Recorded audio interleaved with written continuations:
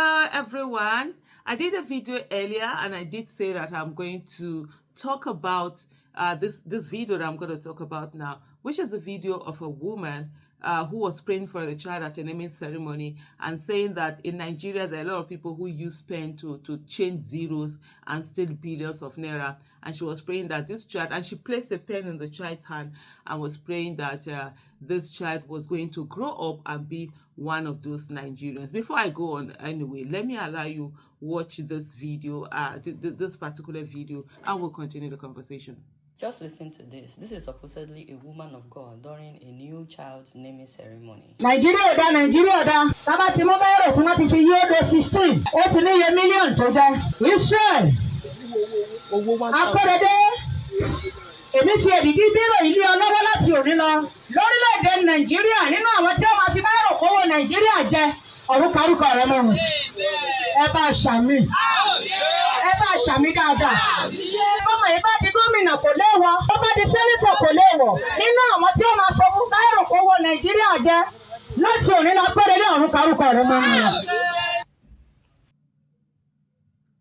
Watching a video like this for me, it's never surprising, because this is one thing. If you've watched the fabric of morality and decency in Nigeria, this is what it has all been reduced to. People, and I remember even before, like during the 2023 election, where I said to a lot of people, there are people who would prefer Tinubu and will actually vote for Tinubu because they want the status quo of corruption to continue, and that for them, having someone who is not corrupt is going to stop them from continuing in their corruption. And there are a lot of people who have been waiting for opportunity to be corrupt and engage and get the dividends of corruption. And so this is one thing that we have to understand with the society that we currently find ourselves in. And it's so unbelievable that we are people who tend to be very religious. You see Nigerians, they're very religious, but unfortunately very godless. People are ready to fight for God, kill for God, maim for God, insult for God, but they don't even fight for themselves. They abdicate their responsibilities to God. And we see people, Fridays, Sundays, mosques and churches are filled up.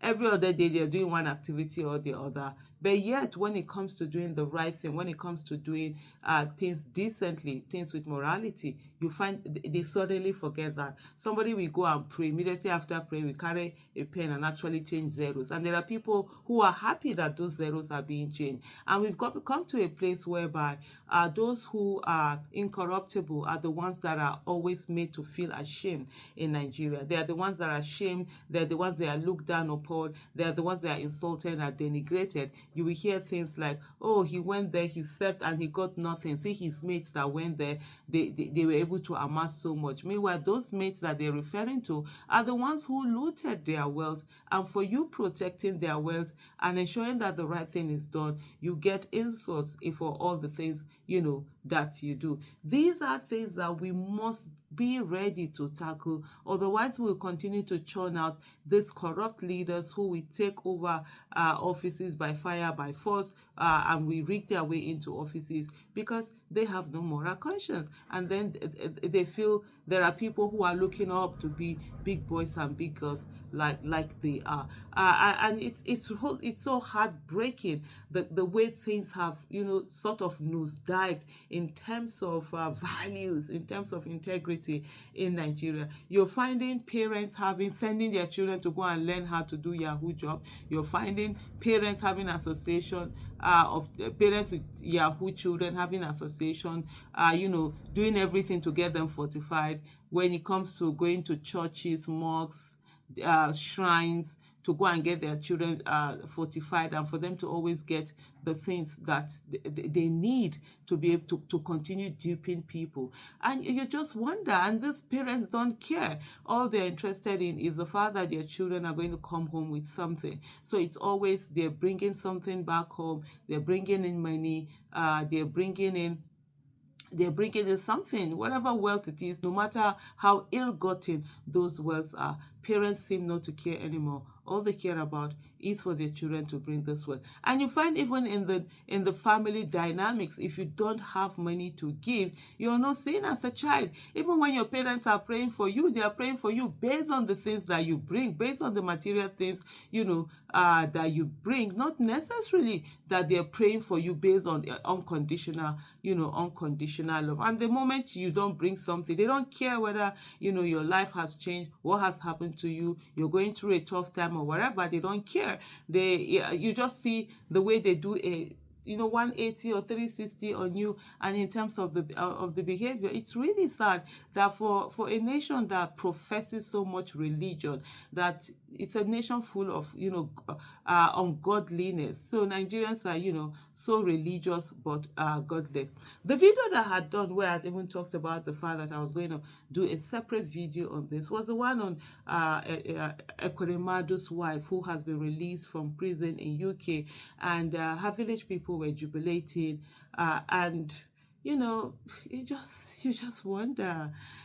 It seems as if crime pays. I mean, stealing it seems not to be a crime in Nigeria. The only thing that is a crime in Nigeria is for you to steal small. So if you're going to steal much, and they're going to be with you. In the case of Ekweremadu's wife, they were arrested for organ harvesting case, where they were trying to get a boy and get his kidney for their daughter, who was battling with kidney issues. And there are a lot of people who try to defend that and say that, oh, as parents, you do anything. But as parents, you're going to do anything and harm another person's child. As a parent, you should know what it is to have a child and how painful that is. And then coming back and saying this whole jubilation and stuff like that, it's like, okay, some people would say that they've learned their lessons and people should move on.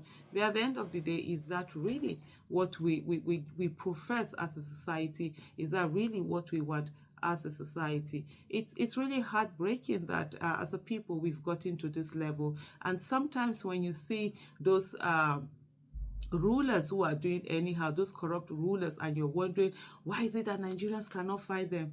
Many people can't fight, many people can't speak, many people don't have the moral justification to be able to do it, because one way or the other, people have put their hands in all of these corrupt practices that are now seemingly being seen as normal. And for you who refuse to take part in it, you're always looked upon as you're not smart, you don't know what you're doing, you're this, you're that, and then it's like, oh, they are the smart ones. And that's why a lot of people can't speak, and a lot of people cannot even say anything against that. And there's so many other people who are just simply waiting for them to have the opportunity to be able to get in there. So we have a lot of work ahead of us, and it's really sad, and sometimes it's a bit disgusting, really. Honestly, sometimes it is. But at the end of the day, it's all on us to do the needful. Thank you so much for watching. Bye.